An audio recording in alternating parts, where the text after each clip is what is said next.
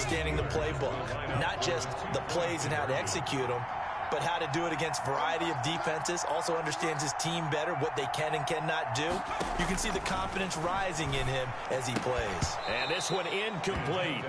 So they went for the 2. They don't get it.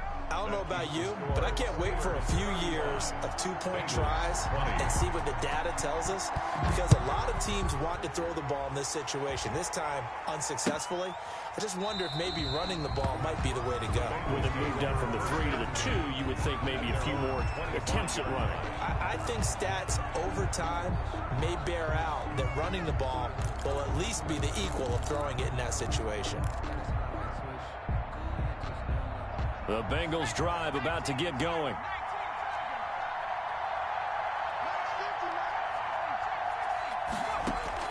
Throwing now, Burrow on first down. Flushed out right.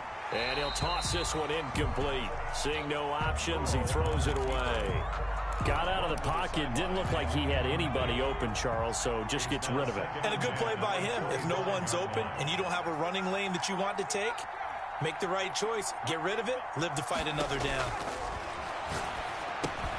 Now a man open down the middle of the field. And he gets this one just shy of the 40. They'll mark him down at the 39. Give him 14 on that one and a first down. So from the 39 now, they'll come up on a 1st and 10.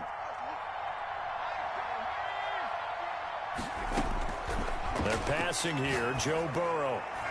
And nowhere to fit that football in. It's knocked away and incomplete. Devin Bush, the linebacker, was the one there in pass coverage. It's 2nd down and 10. So line of scrimmage still the 39 on 2nd and 10. Burrow going to give this to Mixon. He's got a first down and then some at midfield. And he'll take this to the other side of midfield before going out of bounds. A gain of 13. It's a first down. Bengals.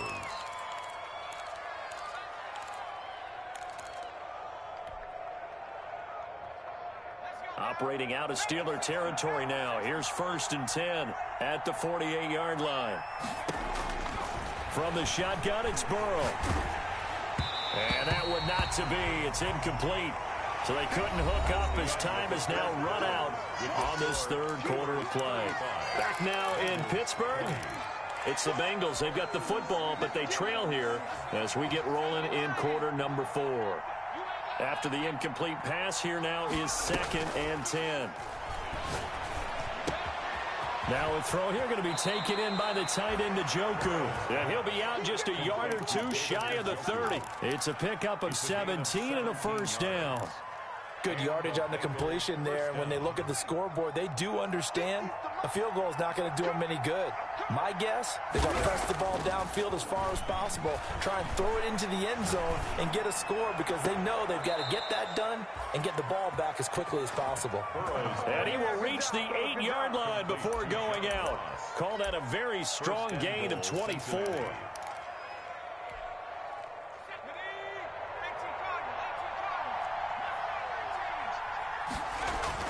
To the air again, Burrow. Eluding the pressure right. To the goal line, but it's incomplete.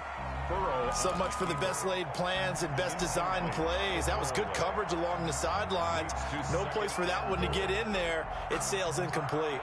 2 of their 3 red zone trips so far they've come up empty on. They'll look to reverse that trend on 2nd and goal. And Burrow going to throw again. And it's intercepted at the goal line. It's picked by the linebacker, T.J. Watt. And he is going to be stopped on the return at his own 3-yard line.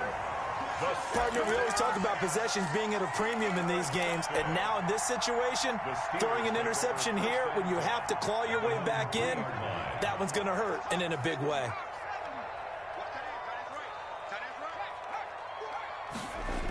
The drive will start with Connor. And they take this up near the 30 before he's taken down. 25 yards to pick up there, and also a first down. 1st and 10 at the 29-yard line.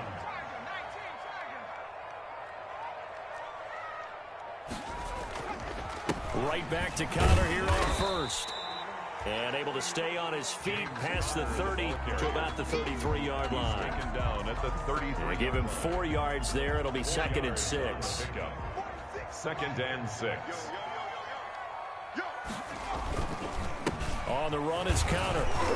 Not much there. Maybe a couple up to the 35. On the carry. Brandon, I've got to think this offensive line has got some smiles on its faces. And I know it sounds crazy, but they practiced for this back in training camp. They knew they'd be in situations where it'd be extra defenders in the box coming after them, trying to keep them from locking down a game.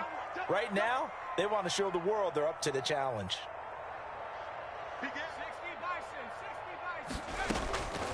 Out of the gun now on 3rd down. Going top shelf for Smith-Schuster. And unable to connect. Incomplete. Give them credit. They took their shot, but it's going to bring up 4th down. Critical play in this football game, because if they pick up the first there, that clock keeps rolling. Has to be a little frustrating for them because they know that if they pick up a 1st down there and continue to eat away at the clock, it really increases their chances of closing this one out. Now they're likely going to have to give the football up and sweat it out on the sideline.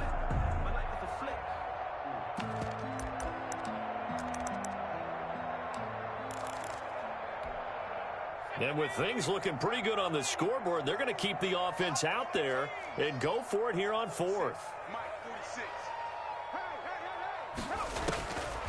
From the shotgun, he'll look to throw. And intercepted. Maybe the turning point they need. Taylor Rapp with a pick. And he will return this one to the 30-yard line. By the Bengals. That is the play they needed in a 2-score game here in the 4th quarter. No doubt about it. They did what they had to do to give themselves a chance to get back into the game. They turned it over to the offense. They are now in charge. Now they need to execute. Escaping the pressure right. He's going to take off with it. The improv on the scramble there gets him 6, and it'll be 2nd down. Mike Hilton. A 6-yard pickup. Brings up. Now the Steelers use the first of their 3 timeouts. That'll leave them with 2 remaining. We'll be back after this.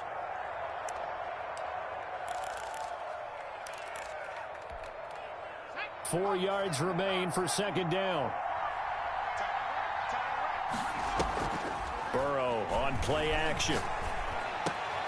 And for the 4th time tonight, it's an interception. Picked off at the 13. And a great return as he takes us up just shy of the 45. If they had designs of kind of wiggling their way back into this one, that hurts their chances right there. They had to put it mildly. Look at the lead, look at the deficit, trying to make a play downfield. Everyone seeking to be somewhat the hero. Didn't turn out that way at all, and you're exactly right. It's going to take a lot for them to have a chance to win this one now. Just a yard on the pickup there, and it'll bring up a 2nd and 9. Gain of a yard. Brings up 2nd and 9. Back to throw here. And he'll be taken down by the Bengal pressure. DJ Reader in there to get him yet again. That is his 3rd sack tonight. They can't figure him out. It's now the Steelers on 3rd down. They've hit 2 for 4 thus far. This is 3rd and 17.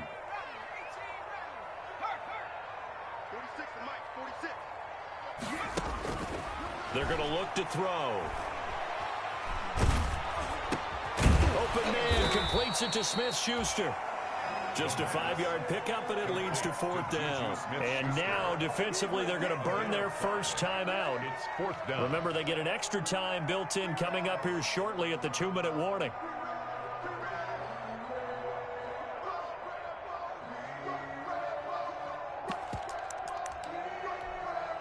Now, the offense failed earlier on the previous crack at this, but they're going again on 4th down.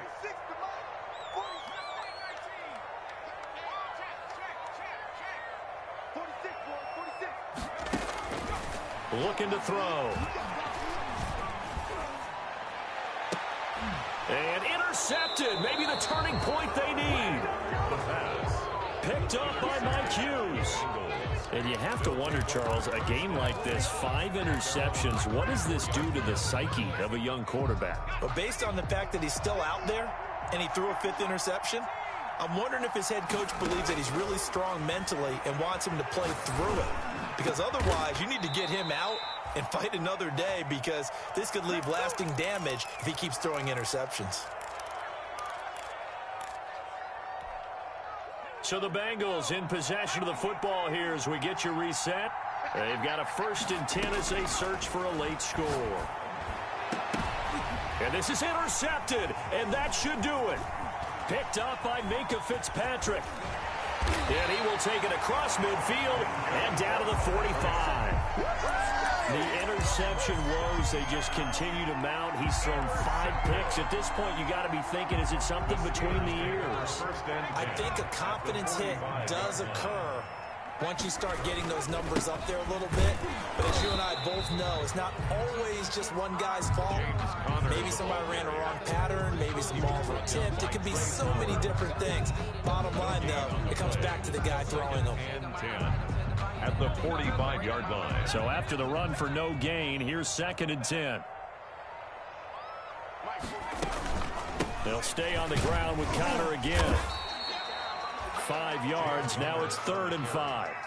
Frustrating for a defense, energizing for an offense. Finding a way to create that type of yardage in your running game, got to make the guys carrying the ball very, very happy.